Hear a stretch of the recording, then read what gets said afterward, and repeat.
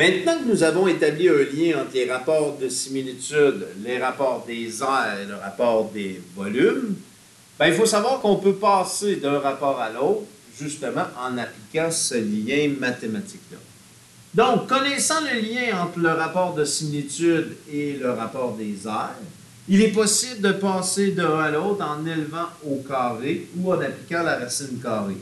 Bref, si je connais le rapport de similitude K qui est ici, ben je pourrais retrouver le rapport des aires en élevant au carré. Et si je connais le rapport des aires et je veux retrouver le rapport de similitude K, ben j'appliquerai la racine carrée sur mon rapport mon rapport d'aire pour obtenir mon rapport de similitude. De même, connaissant le lien entre le rapport de similitude et le rapport des volumes, donc on a vu que c'était au cube, ben il est possible de passer de l'un à l'autre en élevant au cube ou en appliquant la racine cubique.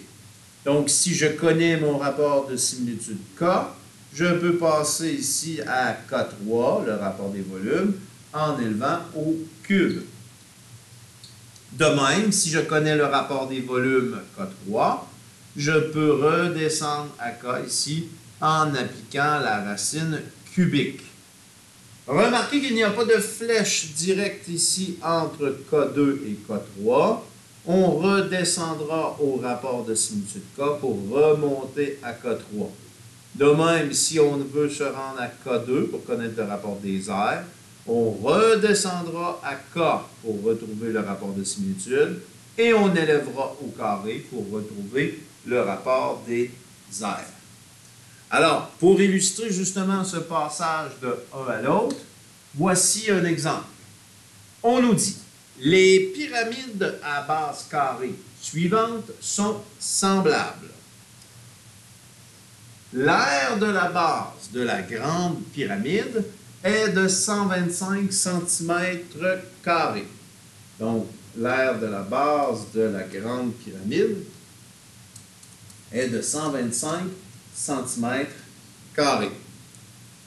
L'aire de la base de la petite pyramide est de 5 cm². Donc, la petite pyramide ici, l'aire de ma base, est de 5 cm².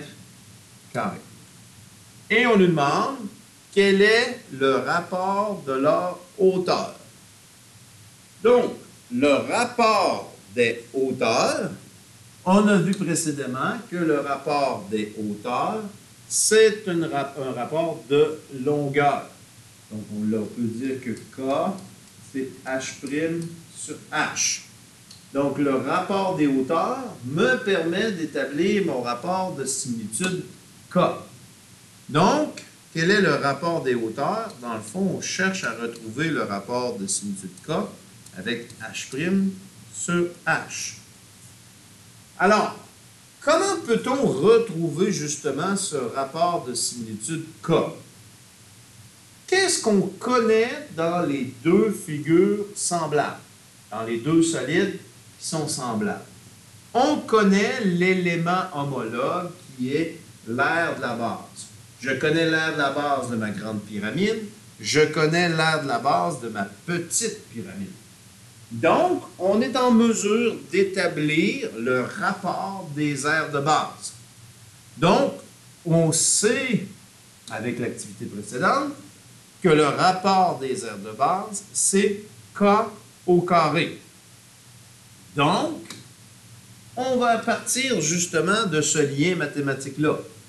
K au carré, c'est l'aire de ma base de ma figure image sur l'aire de ma base de mon solide initial. Maintenant, quel est mon solide image? Quel est mon solide initial? Je pourrais décider de traiter ça comme un agrandissement ou comme une réduction. Habituellement, moi, j'ai l'habitude de faire en sorte qu'on traite ça sous forme d'un agrandissement lorsqu'on a le choix. Donc, je prendrai l'aire de la base ici comme étant ma figure initiale et je viendrai placer mon prime ici sur ma grande figure. Alors, on peut établir le rapport de similitude K2, K au carré, le rapport des aires, K au carré, est égal à l'aire de la base de ma grande figure, 125, qui est en centimètres carrés, sur l'aire de la base de ma petite figure, qui est 5. Donc, je sais que K2, si je prends 125 ici, et je le divise par 5, j'ai un rapport d'aire de base de 25. Donc, la base est 25 fois plus grande. L'aire de la base est 25 fois plus grande. Donc, qu'en est-il du rapport de similitude K? Donc, on a obtenu le rapport K2, le rapport des aires. Maintenant, si je veux retrouver mon rapport de similitude, je devrais appliquer ma racine carrée. Donc, pour passer de K2 à K, ici, désolé, phénicienne. Donc, pour passer de K2 à K, j'ai appliqué la racine carrée de chaque côté. Donc, racine carrée exposant 2, ces opérations s'annulent. Il me restera donc la racine carrée de 25, ce qui est de 5. Donc, le rapport des hauteurs sera de 5. 5 fois plus grand. Maintenant, on nous demande, quel est le rapport des volumes? Le rapport des volumes, c'est K à la 3, qui est le volume de ma grande figure sur le volume de la petite figure. Donc ici, je connais K et je veux obtenir K à la 3.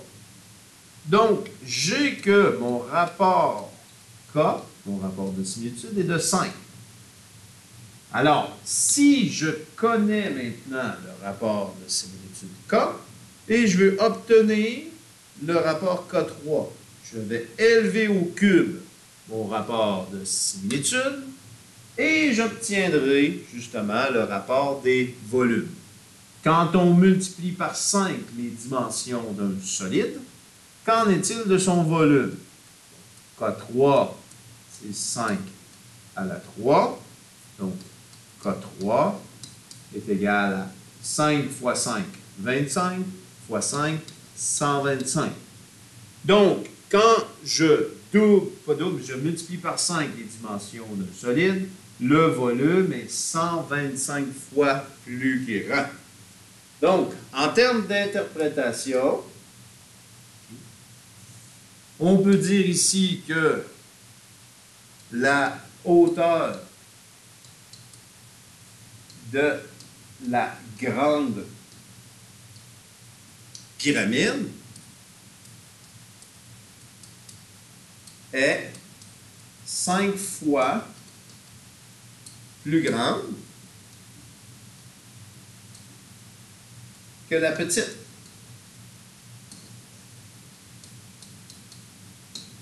Ce qui entraîne que, ici, comme interprétation, le volume de la grande pyramide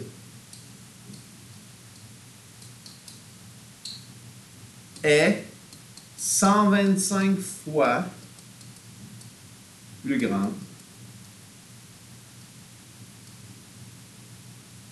que la petite pyramide. Et le fait qu'on établit le rapport K2 à 25, ben, que les aires seraient 25 fois plus grands. C'est ce qu'on a constaté ici dans la base. Donc voilà comment on passe d'un rapport à l'autre lorsqu'on a des solides qui sont semblables.